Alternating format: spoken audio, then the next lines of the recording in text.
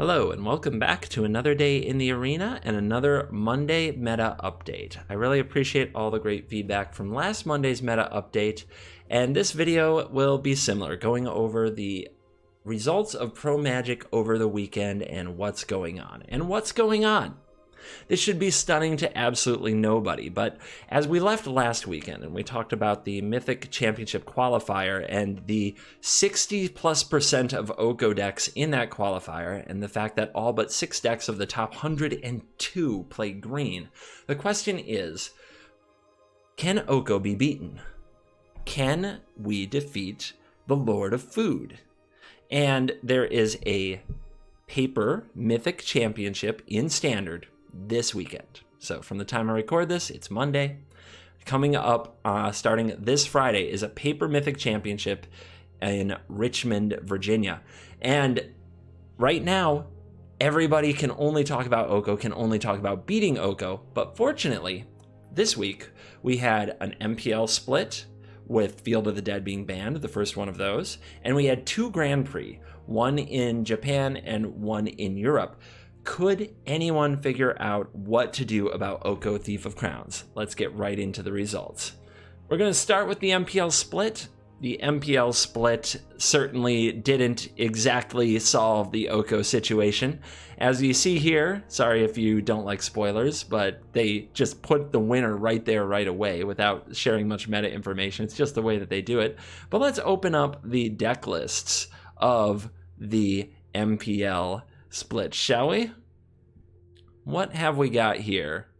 Andrew Cuneo on Selesnya Adventure did actually place 4th. So made the top 8, or the top 4 is how it works. There's 8 players, then there's a 4-person playoff. Did make the top 4 jamming Selesnya Adventure. And we see this is one of the decks that in theory can compete with the Oko decks. But like we said last week, the Sultai lists very much solved the equation using Massacre Girl, Fine Finality as sweepers. So sweepers aren't necessarily game over for the deck if they have an Edgewall Innkeeper quickly enough, and they can come back from that with enough card advantage. Also, perhaps setting up an end-step March of the Multitudes if they have enough mana, although that seems kind of unlikely. But Unbreakable Formation doesn't save you from the Massacre Girl, and it doesn't save you from Finality. So that's kind of a rough thing. In the sideboard, we don't have a bunch of real solutions to that. There's some Apostle of Purifying. I guess Gideon Blackblade is sort of a way to keep some pressure on. But the Selesnya Adventure deck did its best, but wasn't quite able to take down the split. Now, I've already seen the results, so we can do this however you want to, fast or slow. Oko. Oko. Oko. Oko. Oko. Oko. Oko. That was all, by the way, Sultai food until we get to the actual champion, Shota Yasuoka, on Simic. So apparently getting into Sultai isn't as necessary as you think, but here we go. There are 4 main deck Aether Gusts in Simic, and there's 4 main deck Noxious Grasp in every single one of these Sultai lists. Are you kidding? The spice is not much spice, to be honest. Every now and then we find some Casualties of War in a sideboard to get a little hyped for. But you know what's really good against Casualties of War? Veil of Summer. It is really stupid good against Casualties of War. So there you go. It sounds like a bad commercial. 7 out of 8 MPL members prefer Oko Thief of Crowns. Okay, they had to choose those deck lists at the very start of the week. What about during the week and going into the tournaments this weekend, the Grand Prix? Let's go check out what happened in Grand Prix Lyon. So 944 players stepped into Standard in Grand Prix Lyon. The winner, Bant Food, defeating Sultai Food in the finals. And yeah, at least Channel Fireball gets right to it. Oko decks dominated. The first Grand Prix since Field of the Dead, and to the surprise of no one, there were a lot of Okos and a lot of Elks. Oko decks were 30% of the day 1 metagame. Could be worse, right? Maybe. I think Golos was like 42% of the last Mythic day 1 metagame. Anyway, look at what happens when you go to day 2, when you eliminate a bunch of people. It jumps up to 41% in day 2. But then you go to the top 8. 62.5% of the top 8. And the top 8 had a 6th Oko deck in 4-color sacrifice. It's still an Oko deck. We can look at some of these top 8 lists. I'm sure that they're hiding out right there. Nice and easy. There is some mentioning here that Team of Reclamation did well, although not a big winner on the weekend. It did have a 58.8% win rate, which is the highest of non-food archetypes, because now we have to have a category, non-food archetypes. So that's something. Mana advantage decided the finals. Basically, yeah, who goes first and hits their land drops. And Bant Food provided brilliance. So the Bant Food is interesting. We'll get to the list here in a second. But the idea that Sultai Food, Sultai Food, Sultai Food, the MPL is all Sultai, the MCQ was very, very big on Sultai. But then we get over into the Grand Prix, and it's Bant Food. And this version just tries to go even bigger than the other Sultai lists. We have the main deck Aether Gusks, because hate. 2 Growth Spirals, because those can't be interacted with as easily as something along the line of a Leafkin Druid. 3 copies of Mass Manipulation. So, what's the key to the Oko mirror? Steal all the Okos. Always have the Okos. Steal all the Nissas, steal all the Okos. But really, you're looking at a very similar strategy to what we have seen before. There are 4 Nissas, there are 4 Okos. This is most of what you need to know in Standard right now. Are you playing against a list with 4 Okos and 4 Nissas, and how do you get a board presence? How do you combat that? How do you even get there? I mean, look at this. Teferi Time Raveler was once thought to be the reason to go Bant, and now it is in the sideboard. Deputy of Detention was the reason to be Bant at the last Mythic Championship. No copies even from the sideboard. Now without all those zombies to exile, Deputy of Detention, no longer important. Sultai Food, this is not a shocking list by any stretch of the imagination. Not a lot to talk about here, although throwing in a Liliana Dreadhorde General gets exactly 1 spice point, and the 4 Okos and 4 Nissas gets like negative 100 spice points, if we're handing out spice points. Over here in Bant Food, we see a very similar list, almost the exact same list, but look, main deck Veil of Summer, it's coming. This is where we have to go these days. Rakdos Sacrifice, still every now and then somebody manages to get there with Rakdos Sacrifice. I like this list. It's very clean. I've seen strange numbers with a lot of like 1s and 2s that haven't always made sense to me. This list looks like what I would want to play for a Rakdos Sacrifice, with 4 Angrass Rampage to go right after those Planeswalkers, 4 Claim the Firstborn to steal those Elks and those Elemental lands, throw them in the oven and smash face, 4 Cauldrons, 3 Cavaliers of Night, which is also great with Claim the Firstborn if you don't have an oven, and of course Priest, Reaper, Devil, Gutterbones. In theory, this deck has a decent Oko matchup. In practice, there are issues. The main one being the mana. And you'll see the thing that most of you at home are going to be like, what? Really? No Chandra, Acolyte of Flame in the Rakdos Sacrifice deck. The double red mana is just too prohibitive right now that we have a very different mana base from what we had before rotation. So even though there is that synergy with Priest of the Forgotten Gods, that synergy with Mayhem Devil that you enjoy so much, 0. Absolute 0 copies. It also just dies way too easy to a battlefield full of Elk. You don't want to be blocking with this deck very much. Food. Moving on. 4 color sacrifice. Here's a little bit of a spicer. This one's got a little bit of spice to it. We can give it a few spice points despite the fact that it plays Oko. So this deck has a crazy mana base, first and foremost.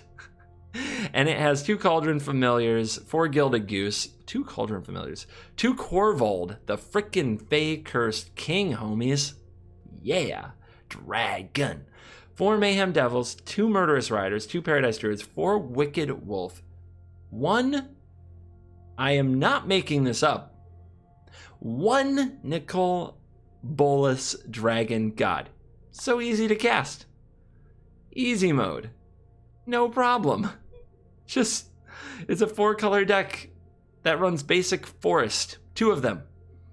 And a Nicol Bolas, the Dragon God. Somebody, like this can't be the right card. This is sending a message. This is somebody who wanted to play Grixis really bad. But then you get, for all those cool points, we got 4 Okos. There are no Nissas. You guys be the judge. Is this deck evil? 2 Aether Gust in the main. 2 Trail of Crumbs, a card that you just don't see too much of. 3 Witch's Ovens, 3 of them, and 2 Cauldron Familiar. I think most people don't ever stray from 4 and 4, and of course Once Upon a Time. So what a funky food deck this is, and probably something worth trying out if you're looking for a brew in your life. Azorius Control puts up another top 8 performance, and it is almost the same deck that we saw last week. So perhaps there is something very real. In fact, it is. It is a card for card copy. I don't think there were 4 Prison Realms. Maybe they went down to 26 lands. I don't get the... No, it's still 27 land. Something got trimmed. Okay, 1 Mass Manipulation got trimmed for 1 Prison Realm. That is the difference between this deck's main deck and the version we saw last week. So Azorius Control still representing out here, and of course, more food. But anyway, that's what went on in Lyon. What would happen when we went to the other side of the world? Do the Japanese and the Asian Pacific region have something for us all the way out there in Nagoya, Japan? Well, this weekend showed a dominating performance of food decks, and Oko claiming the trophy with Simic Food, while variants of food claimed 7 of the top 8 decks. No! Now, as you see, the coverage here is rather sparse. We can go to the Japanese text cover page, and behold, we'll hit translate and see how many times we find the word Oko. And yeah, anything of spice to find down here. You see there again, we got bracket, Simic, Sultai. I don't know what CMIC is. 4-color. It must be 4-color. Translate. Got its mind blown. Food. Azorius Control, which almost, by the way, took the trophy. Those Azorius Control players continue to show up, try to do the thing, but just not quite get all the way home, which shows that you can beat Oko. But can you really beat Oko? So, here's a top 8 list. Let's see if that shows up. We'll hit the translate button again, see how this goes for us. And Sacred Fountain. Okay. I can see how this is thick. Okay, this is going away from the meta update, which is a super serious condensed version of information you need about the meta, and turning into funny translate moments. So let's read this Azorius Control deck. We have Flatland, we have Sacred Fountain, we have Peaceful Cove, we have some castles, we've got a Fable Path, we have Thick Borrower.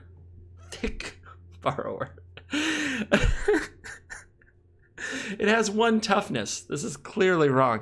We have Betrayal Agent, which I actually like better than Agent of Treachery, if I'm being honest. We have Gadwick Old Man. Okay. We have Dobin's Refusal. Just nah. We have the Respiratory Gale. Okay. End of Story. A Tale's End. I love it. I actually love it. Absorption. A Jail Prison. That's perfect. A Mysterious Controversy. Okay. Pharmacist's Eyes. Pharmacist's Eyes. Oh my god. This is great. This is Clear Time. Sure. Group Force. That is mass manipulation. Who understood the time to ferry. Who devote a cover toner set.